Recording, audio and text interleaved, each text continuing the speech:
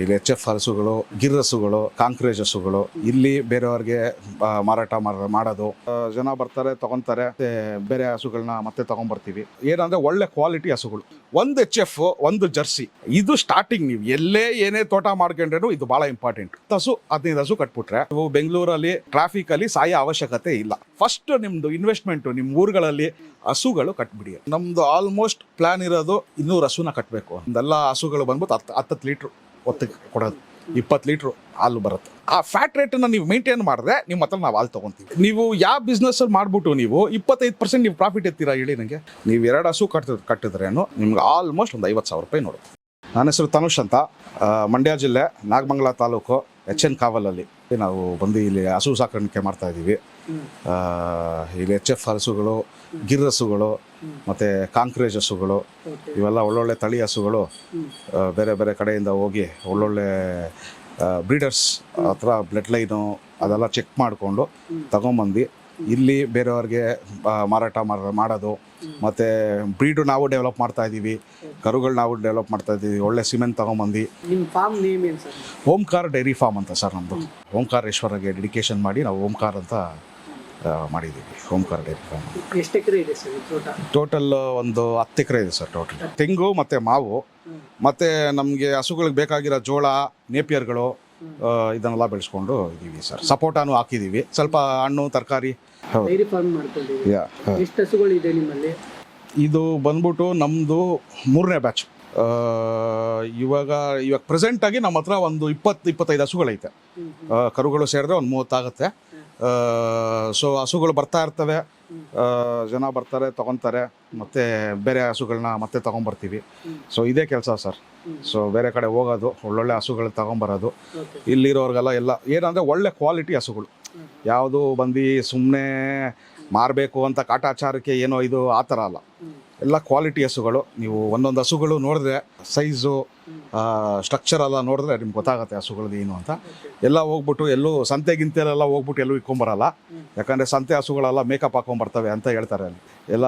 ಅದಕ್ಕೋಸ್ಕರನೇ ಎಲ್ಲ ರೈತರ ಮನೆಗಳಿಗೆ ಹೋಗ್ಬಿಟ್ಟು ಒಳ್ಳೊಳ್ಳೆ ನಮ್ಮ ಹಳೆ ಕಾಲದವ್ರು ಇರ್ತಾರಲ್ಲ ಅವ್ರ ಹತ್ರ ಹೋಗಿ ತಿಳ್ಕೊಂಡು ಅವ್ರಗಳ ಹತ್ರ ಹಸುಗಳು ತೊಗೊಂಬರ್ತೀವಿ ಸರ್.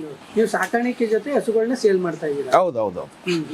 ನಾವೇ ನಮ್ಮದೇ ಬ್ರೀಡ್ಗಳನ್ನೆಲ್ಲ ಡೆವಲಪ್ ಮಾಡೋಕ್ಕೆ ಸ್ಟಾರ್ಟ್ ಮಾಡಿದ್ದೀವಿ. ಬ್ರೀಡ್ಗಳನ್ನೆಲ್ಲ ಡೆವಲಪ್ ಮಾಡೋಕ್ಕೆ ಸ್ಟಾರ್ಟ್ ಮಾಡಿ ಎಲ್ಲ ಗೊತ್ತಿರೋರಿಗೆಲ್ಲ ಹಸುಗಳು ಕಳಿಸ್ತಾ ಇರ್ತೀವಿ. ಸೊ ಅದೇ ನಾನು ಏನು ಸಜೆಷನ್ ಕೊಡ್ತೀನಿ ಅಂದರೆ, ಯಾರೇ ಎಲ್ಲೇ ತೋಟ ಇಕ್ಕೊಂಡಿರಿ, ನೀವು ಅರ್ಧ ಎಕರೆ 1/4 ಎಕರೆ ನೀವು ಏನು ಇಕ್ಕೊಂಡಿದ್ದೀರೋ, 2 ಹಸು ಕಟ್ಕೊಳ್ಳಿ. ನೀವು ಫಸ್ಟು ಮಾಡಬೇಕಾಗಿರೋದೇ ಅದು, 2 ಹಸು ಕಟ್ಕೊಳ್ಳಿ. ಅದು ಭಾಳ ಮುಖ್ಯ. 2 ಹಸು HF, ಇಲ್ಲ 1 HF, 1 ಜರ್ಸಿ, ಇಲ್ಲ 1 ಎಮ್ಮೆ. ಏನಕ್ಕೆ ಅಂದರೆ ಮಿಕ್ಸ್ ಮಾಡ್ತೀವಿ. ಇವಾಗ HFಗಳು ಬಂದ್ಬಿಟ್ಟು ನಾವು ಬರೀ HF ಕೊಟ್ಟರೆ ನಮಗೆ ಫ್ಯಾಟ್ ರೇಟ್ ಬಂದು ಕಮ್ಮಿ ಆಗುತ್ತೆ. 3.2, 3.2 ಆ ಥರ ಬರುತ್ತೆ. ಸೊ ಅದೇ ಬಂದ್ಬಿಟ್ಟು ನಾವು ಜರ್ಸಿ ಆಯಿತು, ಇಲ್ಲ ಗಿರ್ ಆಯಿತು, ಈ A2 ಇದನ್ನು ನಾವು ಯಾವಾಗ ಮಿಕ್ಸ್ ಮಾಡ್ತೀವೋ ಆವಾಗ ಏನಾಗುತ್ತೆ, ಫ್ಯಾಟ್ ಕಂಟೆಂಟ್ ಜಾಸ್ತಿ ಬರುತ್ತೆ, ನಿಮಗೂ ಒಂದು 4 ರೂಪಾಯಿ ಜಾಸ್ತಿ ಬರುತ್ತೆ. ಸೊ ಅದರಿಂದ ಒಂದು ಸಜೆಷನ್ ಏನು ಅಂದರೆ, ಸ್ಟಾರ್ಟಿಂಗ್ ಯಾರು ಮಾಡ್ತೀರೋ 1 HF, 1 ಜರ್ಸಿ, ಇಲ್ಲ 1 HF, 1 ಎಮ್ಮೆ, ಈ ಥರ ಕಾಂಬಿನೇಷನಲ್ಲಿ ಕಟ್ಕೊಳ್ಳಿ. ಇದು ಸ್ಟಾರ್ಟಿಂಗ್. ನೀವು ಎಲ್ಲೇ ಏನೇ ತೋಟ ಮಾಡ್ಕೊಂಡ್ರೇನು ಇದು ಭಾಳ ಇಂಪಾರ್ಟೆಂಟ್. ಫಸ್ಟು ಇದು ಮಾಡ್ಕೊಳ್ಳಿ. ಇದರಲ್ಲಿ ನಿಮಗೆ ನೀವು ಕಾಸು ನೋಡ್ಬೋದು, ಕಾಸು ಮಾಡ್ತೀರಾ, ಕಾಸು ಮಾಡೋಕ್ಕೆ ಶುರು ಮಾಡ್ತೀರಾ. ಅಲ್ಲಿಂದ ಏನಾಗತ್ತೆ, ಮತ್ತೆ ಬ್ರೀಡಿಂಗ್ ಮಾಡ್ತೀರಾ, ಮತ್ತೆ ಮರಿಗಳಾಗತ್ತೆ. ಅದನ್ನೇ ನೀವು ಡೆವಲಪ್ ಮಾಡ್ಕೊಂಡು ಹೋಗ್ಬಿಟ್ಟು ನೀವು ಒಂದು 10 ಹಸು 15 ಹಸು ನೀವೇನಾದ್ರು ಕಟ್ಬಿಟ್ರೆ, ನೀವು ಒಂದು 2 ವರ್ಷದಲ್ಲೇ ತೊಗೊಳ್ಳಿ, 2 ವರ್ಷ 3 ವರ್ಷ ತೊಗೊಳ್ಳಿ, 10 ವರ್ಷ ನೀವು ಒಂದು 10 ಹಸು 15 ಹಸು ಕಟ್ಬಿಟ್ರೆ ನೀವು ಎಲ್ಲೂ ಹೋಗ್ಬಿಟ್ಟು ನೀವು ಕೆಲಸಗಳು ಮಾಡೋ ಅವಶ್ಯಕತೆ ಇಲ್ಲ. ಅಲ್ಲಿ ಹೋಗ್ಬಿಟ್ಟು ನೀವು ಬೆಂಗಳೂರಲ್ಲಿ ಟ್ರಾಫಿಕಲ್ಲಿ ಸಾಯೋ ಅವಶ್ಯಕತೆ ಇಲ್ಲ. ನೀವು ನಿಮ್ದು ಇದು ಆರಾಮಾಗಿ ನಿಮ್ಮ ತೋಟ ಆಯಿತು, ನಿಮ್ಮ ಹಸುಗಳಾಯಿತು ಅಂದ್ಬಿಟ್ಟು ಆರಾಮಾಗಿ ನೀವು ಇರ್ಬೋದು. ನಿಮಗೆ ಸೇಫ್ಟಿ, ನಿಮಗೆ ಗ್ಯಾರಂಟಿ ಮನಿ. ಸೊ ನಿಮಗೆ ಏನು ಅಂದರೆ 15 ದಿವಸಕ್ಕೆ ಒಂದ್ಸತಿ ಬಿಲ್ ಆಗುತ್ತೆ. 15 ದಿವಸಕ್ಕೆ ನಿಮ್ಮ ಅಕೌಂಟಿಗೆ ಬಂದು ಕಾಸು ಬಿಡುತ್ತೆ. ಎಲ್ಲೂ ಹೋಗಿ ನೀವು ತಲೆ ಕೆಡ್ಸ್ಕೊಂಡು ವ್ಯಾಪಾರ ಆಯ್ತಾ ಇಲ್ವಾ ಅದೆಲ್ಲ ಇಲ್ಲ. ಇಲ್ಲಿ ಬೆಳೆ ಬೆಳೆಸೋದು, ಆ ಬೆಳೆ ಅಲ್ಲಿ ಹೋಗತ್ತಾ ಇಲ್ವಾ, ವ್ಯಾಪಾರ ಆಗತ್ತಾ, ಬೆಳೆ ಚೆನ್ನಾಗಿ ಬರತ್ತಾ, ಯಾರಿಗೂ ಏನೂ ಗೊತ್ತಿಲ್ಲ. ಒಂದು ಅಂದಾಜಲ್ಲಿ ಇದು ಮಾಡ್ತಾರೆ. ನಾವು ಮಾಡಿ ಭಾಳ ಮೆಥಡ್ಸು ಏನೇನೋ ಟ್ರೈ ಮಾಡ್ತೀರಿ. ಬಟ್ ಅಲ್ಟಿಮೇಟಾಗಿ ಗೌರ್ಮೆಂಟಿಂದನೂ ಏನಂತ ಸಪೋರ್ಟ್ಗಳಿಲ್ಲ. ಸೊ ಗೌರ್ಮೆಂಟು ಬಂದ್ಬಿಟ್ಟು ರೈತರನ್ನ ಸುಮ್ಮನೆ ವೋಟ್ ಬ್ಯಾಂಕ್ಗಳ ಥರ ಯೂಸ್ ಮಾಡ್ತಾರೆ ಬಿಟ್ಟು ಇನ್ನು ಪ್ರಯೋಜನ ಆಗೋದೇನೂ ಇಲ್ಲ. ಸೊ ಅದಕ್ಕೆ ನಮ್ಮ ಸಜೆಷನ್, ಪರ್ಸ್ನಲ್ ಸಜೆಷನ್ ಏನು ಅಂತ, ಯಾಕಂದರೆ ಒಂದಷ್ಟು ವರ್ಷ ನೋಡಿದ್ದೀವಿ ನಾವು, ಎಲ್ಲ ಮಾಡಿದ್ದೀವಿ. ಸಜೆಷನ್ ಎಲ್ಲೇ ನೀವು ಯಾರೇ ತೋಟ ಇಕ್ಕೊಳ್ಳಿ, ನೀವು ಎಲ್ಲೇ 2 ಹಸು ಸ್ಟಾರ್ಟ್ ಮಾಡಬೇಕು ಎಲ್ಲ, ಎಸ್ಪೆಷಲಿ ಯಂಗ್ಸ್ಟರ್ಸು. ಈ ಯಂಗ್ಸ್ಟರ್ಸ್ಗಳು ಯಾರ್ಯಾರು ಇದ್ದಾರೆ, ನೀವು ಎಲ್ಲ ಅರ್ಧ ಜನ ಯಂಗ್ಸ್ಟರ್ಗಳು ಊರು ಬಿಟ್ಬಿಟ್ಟು ಬೆಂಗಳೂರಲ್ಲಿ ದುಡಿತಾ ಇದ್ದೀರಾ. ನೀವು ಕ್ಯಾಬ್ಗಳು ಓಡಿಸ್ತಾ ಇದ್ದೀರಾ, ಝೊಮ್ಯಾಟೊ ಮಾಡ್ತಾ ಇದ್ದೀರಾ, ಸಾಫ್ಟ್ವೇರ್ ಕಂಪನಿಯಲ್ಲಿ ಇದ್ದೀರಾ, ಎಲ್ಲ ಇದ್ದೀರಾ. ಊರಿಗೆ 1-2 ಹಸು ಕಟ್ಬಿಡಿ. ನಿಮ್ಮ ಊರಲ್ಲಿ, ನಿಮ್ಮ ಜಾಗದಲ್ಲಿ 2 ಹಸು ಕಟ್ಬಿಡಿ. ನಿಮ್ಮ ಮನೆ ನಡೆಯುತ್ತೆ ಊರಲ್ಲಿ. ಅಲ್ಲಿಂದ ಸ್ಟಾರ್ಟ್ ಮಾಡ್ಕೊಳ್ಳಿ. ಯಾಕಂದರೆ ಇಲ್ಲಿ ನಾವು ಅರ್ಧ ಜನ ನೋಡಿದ್ದೀವಿ, ಊರುಗಳಿಂದ ಬರ್ತಾರೆ, ಅಲ್ಲಿ ಕಂಪನಿಗಳಲ್ಲಿ ಸೇರ್ಕೊತಾರೆ. ಕಂಪನಿಗೆ ಸೇರ್ಕೊಂಡು 1 ವರ್ಷ ಆಗಿದ ತಕ್ಷಣವೇ ಅವರು 1-3 ಲಕ್ಷ ಕಾಸು ಕೊಟ್ಬಿಟ್ಟು ಬುಲೆಟ್ ಬೈಕ್ಗಳು ತೊಗೊಂಡೋಗಿ ಸ್ಟಾರ್ಟ್ ಮಾಡ್ತಾರೆ. ಹುಡುಗರ್ದು ಆ ಟೈಮಲ್ಲಿ ಶೋಕಿ ಇರುತ್ತಲ್ಲ, ಗಾಡಿ ತೊಗೊಬೇಕು, ಫಸ್ಟು 2 ಲಕ್ಷದ್ದು 3 ಲಕ್ಷದ್ದು ಗಾಡಿ ತೊಗೊಬೇಕು ಅಂತ. ಆ ಗಾಡಿನ ನೀವು ಆಮೇಲೆ ತೊಗೊಳ್ಳಿ, ಗಾಡಿ ಬಿಟ್ಟು ಆಮೇಲೆ ಕಾರೇ ತೊಗೊಳ್ಳಿ. ಫಸ್ಟು ನಿಮ್ಮದು ಇನ್ವೆಸ್ಟ್ಮೆಂಟು ನಿಮ್ಮ ಊರುಗಳಲ್ಲಿ ಯಾರೋ ಇದ್ದಾರೆ, ನಿಮ್ಮ ತಂದೆ ತಾಯಿ ಇದ್ದಾರೆ, ಇಲ್ಲ ನಿಮ್ಮ ಅಣ್ಣ ಇದ್ದಾರೆ, ಯಾರೋ ಇದ್ದಾರೆ ಅಂದರೆ ಹಸುಗಳು ಕಟ್ಬಿಡಿ. ಸ್ಟಾರ್ಟಿಂಗ್ ಹಸುಗಳು ಕಟ್ಬಿಡಿ. ಗ್ಯಾರಂಟಿ ಮನಿ ನಿಮ್ಮ ಮನೆಗಳು ನಡೆಯೋಕೆ ಅಲ್ಲಿ ಆರಾಮಾಗಿ ನಡೆಯುತ್ತೆ. ಸೊ ಏನು ಇದಿರಲ್ಲ, ನಿಮಗೆ ಟೆನ್ಷನ್ ಇರಲ್ಲ. ಈ ಬೆಳೆ ಬರತ್ತಾ, ಇಲ್ಲಿ ನಮ್ಮದು ಪೆಸ್ಟಿಸೈಡ್ಸು, ಸ್ಪ್ರೇಗಳು, ಇದು ಅದು, ಅವುಗಳಿಗಿಂತ ದಿಸ್ ಇಸ್ ಸೇಫ್ ಬಿಸ್ನೆಸ್ ಅಂತ ಹೇಳ್ಬೋದು. ಯುವ ರೈತರುಗಳು ಹಸುಗಳು ಕಟ್ಟಲೇಬೇಕು. ಯುವ ರೈತರು ಎಲ್ಲರೂ ಬಂದ್ಬಿಟ್ಟು ಯಾರ್ಯಾರು ಎಲ್ಲೇ ತೋಟ ಇಕ್ಕೊಂಡಿದ್ದಾರೆ, ಎಲ್ಲೇ ಇಕ್ಕೋಣ ತೋಟ, ಎಷ್ಟೇ ಚಿಕ್ಕದ ತೋಟ ಇರಲಿ, ಏನೇ ಇರಲಿ, ಹಸು ಕಟ್ಟೋಣ. ತೋಟನ ಅಭಿವೃದ್ಧಿ ಆಗುತ್ತಲ್ಲ ಹೌದು ಸರ್. ಗೊಬ್ಬರ ಬಂದ್ಬಿಟ್ಟು 3,500 ನನಗೆ ಒಂದು ಟ್ರ್ಯಾಕ್ಟ್ರು ಕೊಡ್ತಾ ಇದ್ದಾರೆ, ಟ್ರ್ಯಾಕ್ಟ್ರು ಗೊಬ್ಬರಕ್ಕೆ. ಓಕೆ, ಆ ಗೊಬ್ಬರದಿಂದನೂ ನಮಗೆ ಕಾಸು ಐತೆ. ಸೊ ಅದರಲ್ಲಿ ಮೋಸನೇ ಇಲ್ಲ. ಏನಣ್ಣ, ಹಸುನ ಪ್ರೀತಿಯಿಂದ ನೋಡ್ಕೊಬೇಕು, ಚೆನ್ನಾಗಿ ನೋಡ್ಕೊಬೇಕು, ಒಳ್ಳೆ ಫೀಡ್ಸ್ ಕೊಡಬೇಕು. ಸೊ ಅದು ಮುಖ್ಯ. ಅದು ಏನು ಅಂದರೆ ಏನು ದೊಡ್ಡ ವಿಷಯ ಅಲ್ಲ, ಅದು ಭಾಳ ಸಣ್ಣ ವಿಷಯ. ಸ್ವಲ್ಪ ತಿಳ್ಕೊಬೇಕಷ್ಟೆ, ಯಾವ ಮಾತ್ರೆ ಕೊಡಬೇಕು, ಯಾವ ಮೆಡಿಸಿನ್ ಕೊಡಬೇಕು, ಫೀಡ್ ಹೆಂಗೆ ಹಾಕಬೇಕು.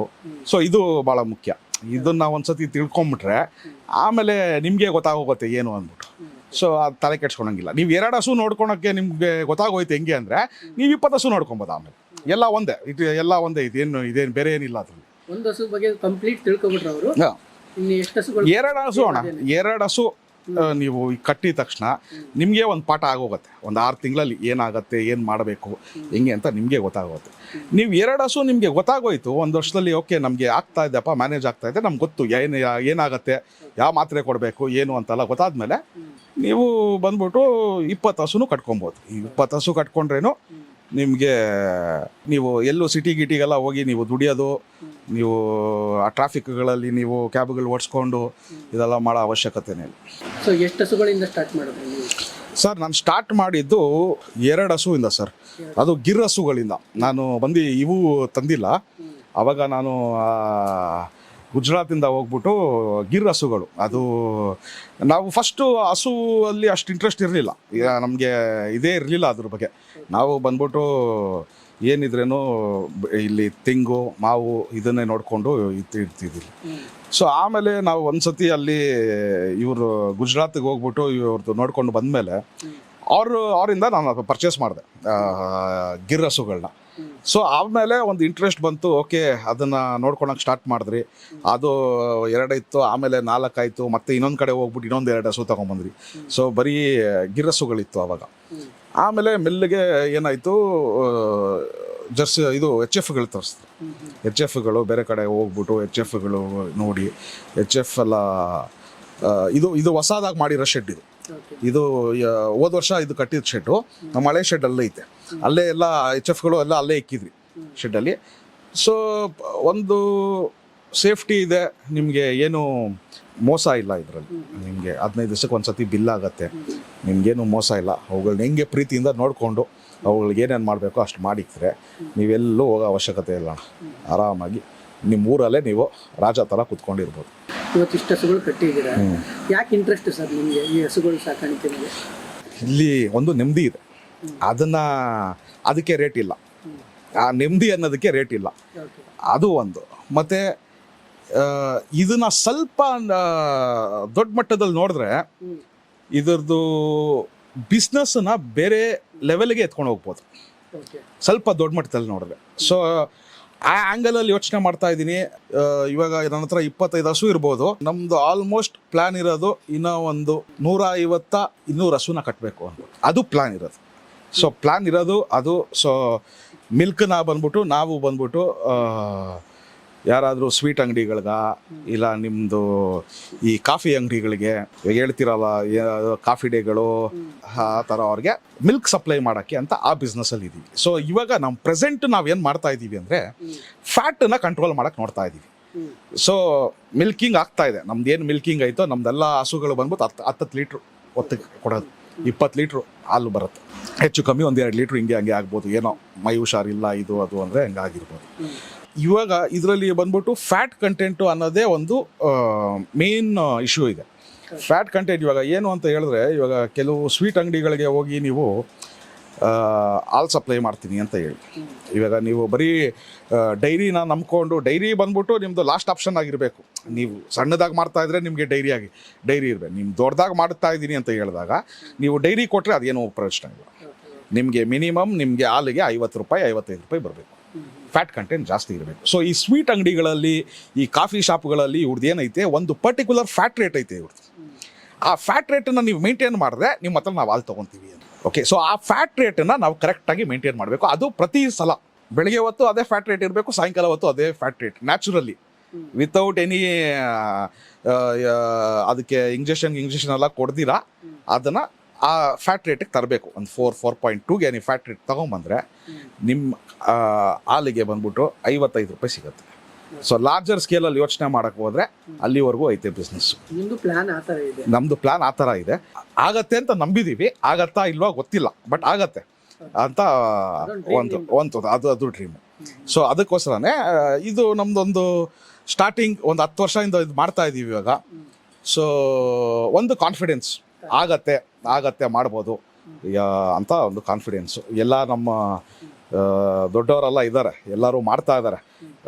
ನಮ್ಮ ಮೈಸೂರಲ್ಲಿ ಒಬ್ಬರು 1000 ಹಸು ಇಟ್ಕೊಂಡಿದ್ದಾರೆ. ಈ ಥರ ಎಲ್ಲರೂ ಅವರು ಬಂದ್ಬಿಟ್ಟು ಈ ಸ್ವೀಟ್ ಅಂಗಡಿಗಳು, ಇವರು ಅಡಿಯಾರ್ ಆನಂದ ಭವನು ಹೋಟೆಲ್ಗಳಿಗೆ, ಈ ದೊಡ್ಡ ದೊಡ್ಡ ಹೋಟೆಲ್ಗಳಿಗೆ ಅವ್ರಿಗೆ ಸಪ್ಲೈ ಅವರಲ್ಲ. ಸೊ ಅವ್ರ ಹತ್ರನೂ ಹೋಗ್ಬಿಟ್ಟು ಅವ್ರ ಹತ್ರನೂ ಒಂದು ಪಾಠ ಕಲ್ತು ಏನು ಅಂತ ತಿಳ್ಕೊಂಡು ಒಂದು ಎಕ್ಸ್ಪರ್ಟೈಸಿಂದ ಅವ್ರದ್ದು ಒಂದು ಎಕ್ಸ್ಪರ್ಟೀಸ್ ತೊಗೊಂಡು ಬಂದು ಇದನ್ನು ಮಾಡ್ತಾರೆ. ಸರ್, ಈಗ 10 ವರ್ಷ ನೀವು ಒಂದು ಹಸು ಸಾಕಾಣಿಕೆ ಮಾಡ್ಕೊಂಡು ಬರ್ತಾ ಲಾಭ ನಷ್ಟ ಹೇಗಿದೆ ಸರ್ ನಿಮ್ಮದು? ಸರ್, ನಷ್ಟ ಅಂತೂ ಇಲ್ಲ. ಎಲ್ಲೂ ಬಂದ್ಬಿಟ್ಟು ಕೈಯಿಂದ ನಾವು ಕಾಸು ಹಾಕ್ಕೊಂಡು ಕೂತ್ಕೊಂಡಿಲ್ಲ. ಸೊ ಹಸುಗಳಿಗೆ ನಾವು ಏನೇ ಕಾಸು ಖರ್ಚು ಮಾಡಿದ್ರೇನು, ಹಸುಗಳಿಗೆ ನಾವು ಫೀಡ್ ಇಕ್ಕಿದ್ರೆ ಹಸು ನಮಗೂ ಫೀಡ್ ಇಕ್ಕತ್ತೆ. ಆ ಥರ ಕಾನ್ಸೆಪ್ಟ್. ನಮಗೂ ಊಟ ಸಿಗತ್ತೆ ಹಸುನ ನಂಬ್ಕೊಂಡು ಇದು ಮಾಡೋದ್ರಿಂದ. ನಿಮ್ಗೆ ಯಾವುದೇ ಕಾರಣಕ್ಕೂ ಲಾಸ್ ಆಗಲ್ಲ. Simple calculation sir. 75% ನೀವು ಹಸುಗೆ ವಾಪಸ್ ಕೊಡಬೇಕು. ಓಕೆ, 25% ನಿಮ್ಗೆ 100%.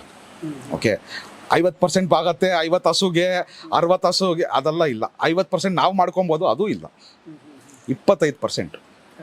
100 ರೂಪಾಯಿ ಬಂದರೆ 75 ರೂಪಾಯಿ ನೀನು ಹಸು ಕೊಡಬೇಕು, ವಾಪಸ್ಸು 25 ರೂಪಾಯಿ ನೀನು ನಿಮ್ಮ ಖರ್ಚಿಗೆ ಇಕ್ಕೊಬೋದು. ಹಂಗಾರೆ ಲಾಭ ಹೆಂಗೆ ಸಿಗುತ್ತೆ sir? 25% is your pure profit sir. ನೀವೆಲ್ಲ ಇದು ಮಾಡಿಬಿಟ್ಟು 25 ರೂಪಾಯಿ ನಿಮ್ಮದು ಪ್ಯೂರ್ ಪ್ರಾಫಿಟ್.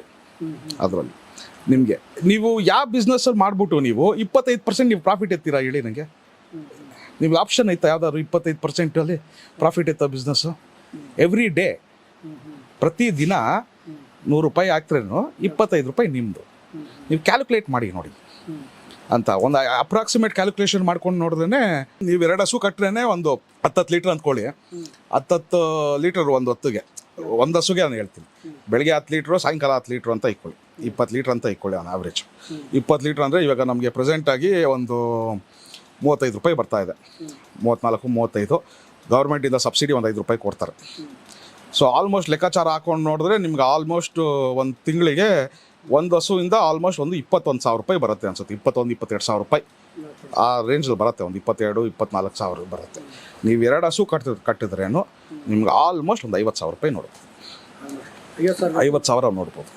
ಓಕೆ, 50,000 ರೂಪಾಯಿ ನೋಡಿದ್ರೇನು ನಿಮಗೆ 75% ಹಸುಗೆ ಫೀಡ್ಸು, ಹುಲ್ಲು, ಮತ್ತು ಮಾತ್ರೆ, ಮೆಡಿಸನ್ನು ಖರ್ಚು ಅದೆಲ್ಲ ಹೋಗುತ್ತೆ. ಅದಕ್ಕಿಂತ ಈ 50% ಮಾಡ್ತಾರೆ. ಕೆಲವರು ಹೇಳ್ತಾ ಇರ್ತಾರೆ 50% ಹಸುಗಾದ್ರೆ 50% ಲಾಭ ಇದೆ ಅಂತ. ಖಂಡಿತವಾಗ್ಲೂ ಇಲ್ಲ.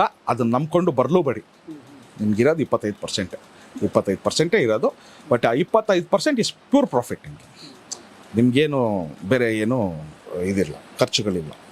ಸೊ ಇದು ಫುಲ್ ಟೈಮಲ್ಲೇ ಇದ್ದೀರಾ ನೀವು, ಪಾರ್ಟ್ ಟೈಮ್ ಆಗಿ? Sir full time sir, full time. ನಾವು ಇದ್ದಿದ್ದು ಬ್ಯಾಂಗ್ಳೂರಲ್ಲಿ ನಾನು ಕೆಲಸ ಮಾಡಿಕೊಂಡು ನಾನಲ್ಲಿ ಬ್ಯಾಂಗ್ಳೂರಲ್ಲಿ ಇದ್ದೆ ಕಂಪನಿಯಲ್ಲಿ. ಸೊ ಅಲ್ಲಿಂದ ನಾನು ಇಲ್ಲಿಗೆ ಫುಲ್ ಟೈಮ್ ಬಂದು ಆಲ್ಮೋಸ್ಟ್ 10 ವರ್ಷ ಆಯಿತು. ಸೊ ಅಲ್ಲಿಗಿಂತ ಇಲ್ಲಿ ಬೆಟರ್ ನಮಗೆ. ಆ್ಯಂಡ್ ಅಲ್ಲಿ ನಾವು ಬೆಳಗ್ಗೆಯಿಂದ ಸಾಯಂಕಾಲ ಅಲ್ದಾಡಿ ದುಡಿಯೋ ಕಾಸಕ್ಕಿಂತ ಇಲ್ಲಿ ನೆಮ್ಮದಿಯಾಗಿ ಇಲ್ಲಿ ನಾವು ಅಲ್ಲಿ ಏನು ದುಡಿತೀವೋ ಅದಕ್ಕಿಂತ ಒಂದು ಸ್ವಲ್ಪ ಜಾಸ್ತಿನೇ ಇಲ್ಲಿ ದುಡಿತಾ ಇದ್ದೀವಿ. ಅದು ನೆಮ್ಮದಿಯಾಗೂ ದುಡಿತಾ ಇದ್ದೀವಿ. ಇಷ್ಟು ಹಸುಗಳನ್ನ ಸರ್ ನೀವು ಒಬ್ಬರೇ ನೋಡ್ಕೊಳ್ತಾ ಇದ್ದೀರಾ? ಇಲ್ಲ, ಲೇಬರ್ಸ್ ಇದ್ದಾರೆ. ಒಬ್ಬರೇ ಆಗಲ್ಲ ಕೆಲಸ, ಇದು ಒಬ್ರ ಕೈಯಲ್ಲಿ ಆಗಲ್ಲ, ಲೇಬರ್ ಬೇಕೇ ಬೇಕು. 1-2 ಆಳು ಅಟ್ಲೀಸ್ಟ್ ಬೇಕೇ ಬೇಕು ನೋಡ್ಕೊಳಕ್ಕೆ. ನೀವೇನೇನು ಕೆಲಸ ಮಾಡ್ತೀವಿ ಸರ್ ಪ್ರತಿದಿನ? First milking sir, 4:15 milking start ನಮ್ಮದು. 4:15 ಮಿಲ್ಕಿಂಗು, ಫಸ್ಟು ಕ್ಲೀನಿಂಗ್ ಆಗುತ್ತೆ, ಆಮೇಲೆ ಮಿಲ್ಕಿಂಗ್ ಸ್ಟಾರ್ಟ್ ಆಗುತ್ತೆ. ಆಮೇಲೆ ಹಸುಗಳಿಗೆಲ್ಲ ಒಂದು ಸತಿ ಫೀಡ್ಸ್ ಎಲ್ಲ ಹಾಕ್ಬಿಟ್ಟು ಮೇವು ಹಾಕ್ಬಿಟ್ಟು ಆಮೇಲೆ ಹಾಲು ಎತ್ಕೊಂಡು ಹೋಗ್ಬಿಟ್ಟು ಡೈರಿಗೆ ಹಾಕೋದು. ಸೊ ಅಲ್ಲಿಗೆ ನಿಮ್ಮದು ಕೆಲಸ ಮುಗೀತು. ಆಮೇಲೆ ನಿಮ್ಮದು ಮತ್ತೆ ಸಾಯಂಕಾಲ 4 ಗಂಟೆಗೆ ಸ್ಟಾರ್ಟ್ ಮಾಡ್ಕೊತೀವಿ. 6-6:30 ಡೈರಿಗೆ ಹಾಲು ಹಾಕೋದು.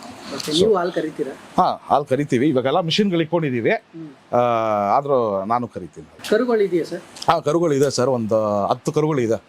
ಎಲ್ಲ ನಮ್ಮ HF ಗಿರ್ ತಳಿದು, HF ತಳಿದು ಕರುಗಳಿದೆ. ಅದು ಸ್ವಲ್ಪ ಬ್ರೀಡ್ ಡೆವಲಪ್ಮೆಂಟಲ್ಲಿ ಇದ್ದೀವಿ. ಅದೇ ಒಂದು ಒಳ್ಳೆ ಬ್ರೀಡ್ ಡೆವಲಪ್ ಮಾಡಬೇಕು ಅಂತ ಒಂದು ಆಸೆ ಇದೆ. ಕೆಲವ್ರು ಏನು ಮಾಡ್ತಾರೆ ಇಲ್ಲಿ ಊರುಗಳೆಲ್ಲ, ಅವರು ಅದೆಲ್ಲ ನೋಡಲ್ಲ, ಈ ಬ್ಲಡ್ ಲೈನು ಇದು ಅದು ನೋಡಲ್ಲ. ಅದೆಲ್ಲ ಸುಮ್ಮನೆ ಹೆಂಗೋ ಒಂದು ಕ್ರಾಸಿಂಗ್ ಮಾಡ್ಬಿಟ್ಟು ಏನೋ ಇದು ಮಾಡ್ಬಿಟ್ಟು ಇದು ಮಾಡ್ತಾರೆ.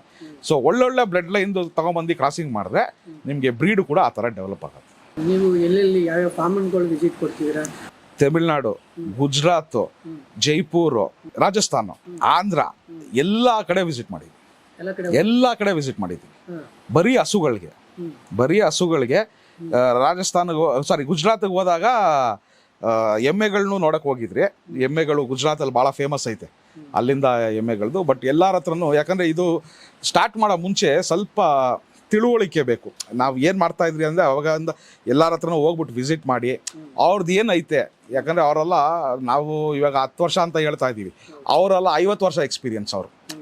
ಅವ್ರು ಹೇಳೋದು ಯಾವ ಥರ ಕೊಡಬೇಕು, ಯಾವ ಥರ ಫೀಡ್ ನೋಡ್ರಿ, ಅದು ತಿಳ್ಕೊಳೋದು ಭಾಳ ಇಂಪಾರ್ಟೆಂಟು. ಸೊ ಅದಕ್ಕೋಸ್ಕರ, ಯಾಕಂದರೆ ನಾವು ಬಂದ್ಬಿಟ್ಟು ಇವಾಗ ಹಸುನ ಮಾರ್ತಾ ಇದ್ದೀವಿ ಅಂದರೆ ಅದು ತಿಳ್ಕೊಳೋದು ಫಸ್ಟ್ ಇಂಪಾರ್ಟೆಂಟು. ಸುಮ್ಮನೆ ಇದು ಕಟ್ಬಿಟ್ಟು ನಾವು ಹಸುಗಳು ಮಾರ್ಕೊಂಡು ಕೂತ್ಕೊಂಡಿದ್ರೆ ಇಲ್ಲ. ಆ ಬ್ರೀಡ್ಗಳು ತೊಗೊಂಬರ್ಬೇಕು, ಬ್ರೀಡ್ಗಳು ತಂದು ಅದಕ್ಕೆ ಏನು ಮಾಡಬೇಕು ಆ ಥರ. ಅವರು ಎಸ್ಪೆಷಲಿ ಸ್ವಲ್ಪ ರಾಜಸ್ಥಾನ, ಗುಜರಾತ್ ಸೈಡಲ್ಲಿ ಅವರ ಬ್ರೀಡ್ ಡೆವಲಪ್ಮೆಂಟ್ಗೆ ಸಿಕ್ಕಾಪಟ್ಟೆ ವ್ಯಾಲ್ಯೂ ಮಾಡ್ತಾರೆ. ಅದನ್ನು ಅವ್ರು ಇಕ್ಕೊಂತಾರೆ. ನೀವು ನೋಡಬೇಕು, ಅವ್ರದ್ದು ಕೆಲವು ಸ್ಟಡ್ಗಳೈತೆ, ಅವ್ರದ್ದು 18 ಲಕ್ಷ ರೂಪಾಯಿ ಸ್ಟಡ್, ಗಿರ್ರಸ್ಸು ಸ್ಟಡ್. ಅದು ಆ ಸ್ಟಡ್ಡು 18 ಲಕ್ಷ ರೂಪಾಯಿಗೆ ನನ್ನ ಮುಂದೆ ಅದು ಆಕ್ಷನ್ ಆಗೈತೆ. ಅಷ್ಟು ಬೆಳೆ ಆ ಸ್ಟಡ್. ಅದು 18 ಲಕ್ಷ ರೂಪಾಯಿ ನನ್ನ ಮುಂದೆ ಆಕ್ಷನ್ ಆಯ್ತು. ಅದು ಆ ಥರ ಅವ್ರಿಗೆ ಅಷ್ಟು ಒಂದು ಶೋಕಿನೂ ಇದೆ ಅದರಲ್ಲಿ. ಬಟ್ ಅವ್ರಿಗೆ ನಾಲೆಜು ಇದೆ ಅದ್ರ ಬಗ್ಗೆ. ಅದನ್ನು ಒಂದು ಶೋಕಿ ಅಂತಲೇ ಹೇಳ್ಬೋದು. ಅವ್ರಿಗೆ ಆ ಬ್ರೀಡ್ ಡೆವಲಪ್ಮೆಂಟು ಇದು ಅಂದ್ಬಿಟ್ಟು.